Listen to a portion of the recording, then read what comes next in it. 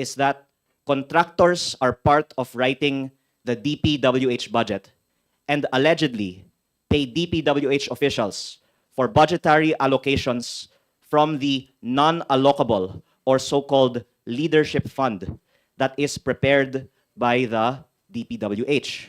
And as I will say more about later, I heard that Secretary Dizon and his team have connections with contractors, and in the interest of transparency, should disclose all of their connections with contractors and any knowledge that they have on the possibility of kickbacks from DPWH projects.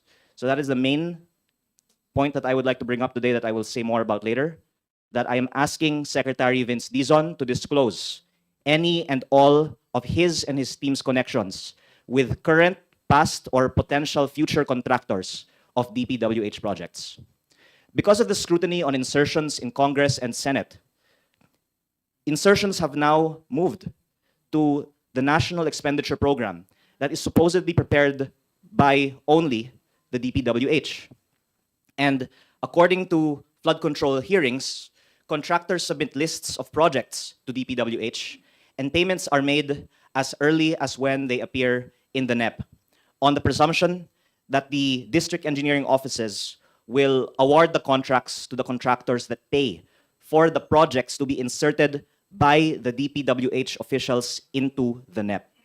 When DPWH was writing the 2026 NEP, my staff received Viber messages that I can ask that we share on the screen from my former district engineer. The Viber messages read, "Ito po yung isang 1B na for funding. Hiningi po ng isang contractor na tutulong magpa-release ng funds. Above is the list of proposed projects worth 600 million for a certain contractor. Yan ma'am ay dadalhin sa inyo at siya daw ang mag-aasikaso. Ito nga pala, dati na ding may nag-aasikaso ng pondo pero wala pa namang bumabalik sa amin na letter kung denied or hindi.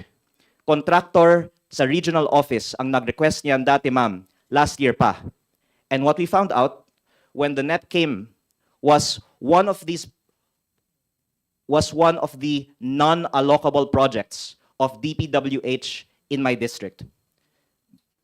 Perhaps kasama ito sa leadership funds na binanggit ni former Secretary Bonoan sa Senate Blue Ribbon Committee hearing. The point being that if this was how the NEP was written in my district, na bago lumabas ang NEP, pinakita sa akin ng isang DPWH official na ito ay ipapasok ng contractor at yan ay lumabas at nakatag as non-allocable, meaning hindi po ito proposed ng congressman. Ito po ay hindi nga magagalaw, kaya nga non-allocable ang tawag ng congressman. Ito po ay ipinasok ng DPWH na may pruweba tayo na galing sa contractor, baka sa ibang distrito, ang mga contractors ay may mga insertions din sa 2026 budget, which if we tie it together with the testimonies in the Senate Blue Ribbon Committee hearings na sabi daw nagkakaroon ng mga kickbacks paglabas pa lang ng NEP, it could well have been that there have already been projects that have been paid for in the 2026 NEP.